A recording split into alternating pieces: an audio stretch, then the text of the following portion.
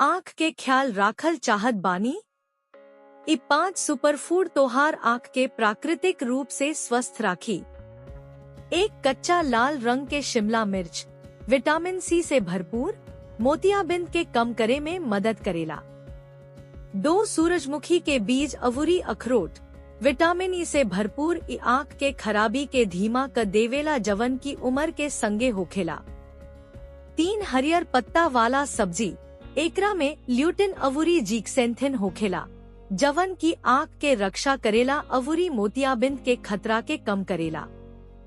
4 सामन मछली omega 3 fatty acid DHA अवूरी EPA से भरपूर, रेटिना के स्वास्थ्य खातिर जरूरी अवूरी सूखल आँख के दूर राखेला। 5 शकरकंद विटामिन ए से भरपूर, दृष्टि निमन राखेला अवूरी रात में खराब दृष्टि के समस्या